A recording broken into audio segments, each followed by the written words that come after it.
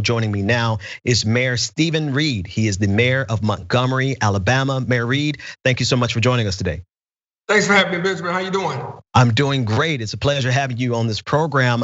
I want to talk about Montgomery, the historic city of Montgomery, Alabama. And I want to talk about it as it pertains to the broader national conversation on race, all the things that are happening. But just give us a snapshot how the city is doing during this pandemic, as well as not only the pandemic of COVID-19, but the pandemic of police brutality and all the things that are plaguing this country.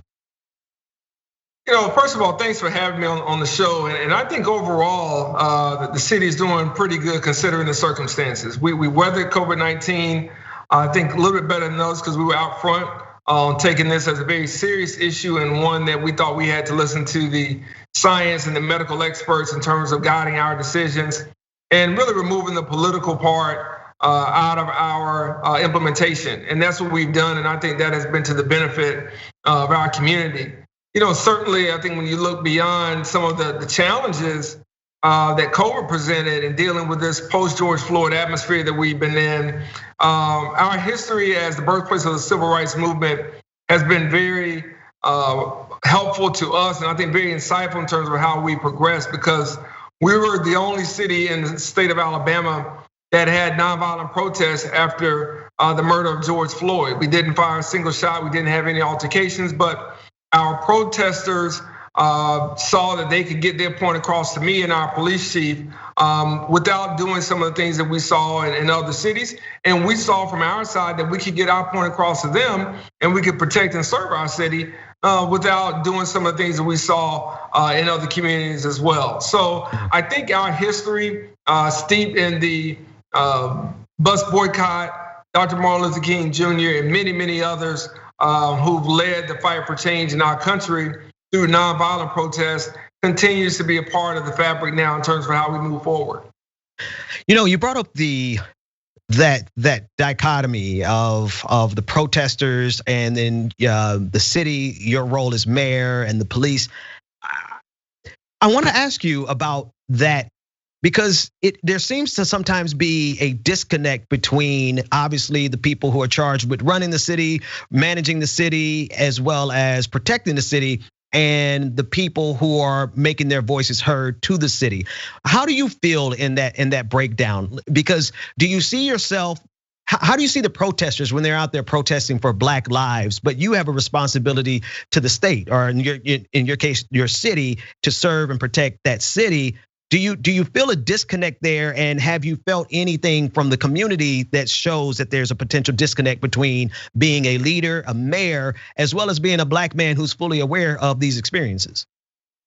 As the son of protesters who helped integrate downtown Montgomery lunch counters in 1960 as students at Alabama State University, I see my parents and my father in particular, when I see the Black Lives Matter protesters, as those that were in college as I was after the Rodney King beatings in LA, and we saw what happened across the country at that time. I can see myself in that same circumstance. And so I realized that this nation has been changed through protests. This nation has been changed by young people. And I credit the Black Lives Matter movement for really moving policy in a way that I don't think we have seen probably since that time, since the 60s. So I have a strong connection with our community leaders here.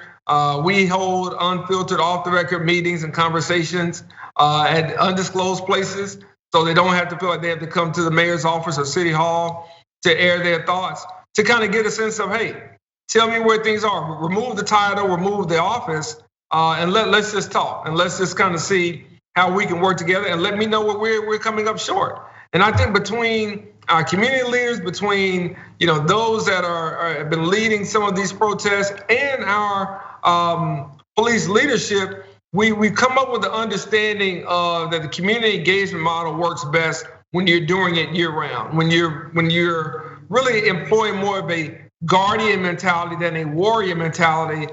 You don't have the level of conflict and angst. Now, that's not to say that Montgomery has not had its problems historically. We have. I settled the case of an unarmed Black man who was killed by a police officer within the first 6 months of coming into my administration. That had happened 4 years prior. I settled it in 6 months because I understood the hurt that comes with that for the family and for those friends, and having that wound continue to be left open. But we also know there's still wounds that predate certainly my administration and go back years and decades because of the way policing was done in communities of color, and certainly in Black communities, not just here in Montgomery, but around the state and this nation. So we're always trying to work to, I think, educate our community, let our officers know that we appreciate them, that we value their contributions, but we also kind of tell them, hey, here's some lines that we can't cross. Here's some practices that we have to do differently now than maybe we would have done 5 years ago or 10 years ago. And I think when you consider the backdrop of our city, that is very important for us to communicate and to be in touch with at all times. Atlanta Mayor Keisha Lance Bottoms announced last week that she won't seek re-election, and she didn't state why, but speculation, obviously, considering all the backlash from the protests that took place last summer in the aftermath of George Floyd. I'm curious if how does this translate? Because I think in her case there may be a difficulty serving in that position. I'm curious how this message that you have translates to the police and to the police union, and any type of hesitancy or pushback that you're getting from that side of the equation as compared to the protester side of the equation. Are the leaders of the policing departments in Montgomery, are they hearing you and hearing your vision as it pertains to equal justice? Yeah, first let me say I'm a big fan of Mayor Bottoms. She was very helpful in the early weeks and months of my administration and giving us feedback and some advice on a number of things. And I'm sure whatever she decides to do next will be a net positive for her and her family. And I certainly think it also kind of shows, a little bit of the impact that comes along with being mayor of a city like Atlanta or any of our cities during this time. It's been difficult throughout COVID. It's been difficult certainly during the challenge of protests as well. So it is a tough balance to try to find.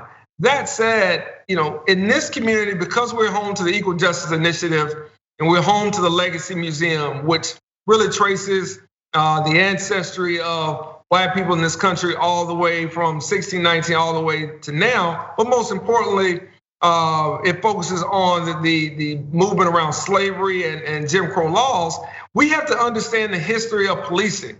And I think what we try to do is to let our department know not only the history of policing overall from the national standpoint, but also in this community.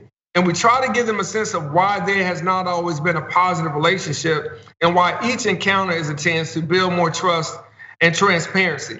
So there has been a lot of collaboration. There has been a lot of understanding, give and take between our police leadership, as well as my approach. And I think we're still continuing to get to that level of excellence. And we have work to do. I don't want to suggest that we don't. We have work to do, but it involves listening as much as it does talking. And it also involves, growing and adapting to where things are right now, as opposed to holding on to the way things used to be and justifying our actions through that lane of logic. Yeah, I want to ask a little bit further. We only have a few moments here. One of the things that happens a lot when you have either a predominantly Black city or you have a Black leader of a Black city, they like to point to the crime rates that are happening in that city. And one of the questions I have for you is do you the crime, and not so much crime, but specifically like the murder rates that are in Montgomery? There's crime all around this country. Do you feel singled out in that conversation, or do you see it as a problem that is yours as mayor to address? How is that? What is that like for you? I certainly feel a greater responsibility when I envision, friends or sons and daughters of classmates and neighbors and church members, fraternity brothers, and so forth. When I hear about something bad that has happened, when I hear about a tragedy. So for me, the responsibility is probably more self-imposed than it is those that are coming from the outside. But certainly I'm aware of, kind of what the perception is when you're Black and you're in leadership in a community such as ours. And what I try to suggest is that, you know what, there's certain things that we can do and there are ways to approach it. I just need for you who've given the same critiques to be open to some of my solutions, because sometimes those may be a little different. So I don't need to hear about things about the Second Amendment when we're talking about things around automatic weapons and how they're dispensed. So when we're thinking about overall violent crime in our cities, there are a lot of opinions. What I try to ask for is give me some solutions and let's work toward those. Mayor Reed, there are at least 12 dozen questions that I would like to sit down with you and speak with you about whenever the time permits. But thank you so much for sharing this time with us today. That's Mayor Stephen Reed, who is the 57th mayor of the historic city of Montgomery, Alabama. Thank you so much for joining us. Thank you. Thanks for watching the Young Turks. Really appreciate it. Another way to show support is through YouTube memberships. You'll get to interact with us more. There's live chat emojis, badges. You've got emojis of me, Anna, John, JR. So those are super fun. But you also get playback of our exclusive member-only shows and specials right after they air. So all of that, all you gotta do is click that join button right underneath the video. Thank you.